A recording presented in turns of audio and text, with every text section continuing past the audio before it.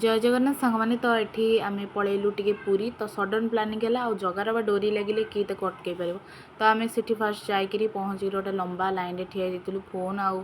सुज रखापी तो से रखिदेकि आम पलैलु जगह को दर्शन करने जगह जेहेतु फोन अलाउ नाला भितर को तो बाहरटा ही खाली आम रेकर्ड करदेलु तापर आसिक सेठू आम पलि आसलु ब्लू बीच को सेठू टिकेट नहीं आम भितर को गलु हरी से बहुत ही बढ़िया भाव में सब सजासजी होता गोटे गार्डन टाइप होटेल आ होटेल पूरा भाई पूरा आसला जे पूरा सी बीच आप देखिपारे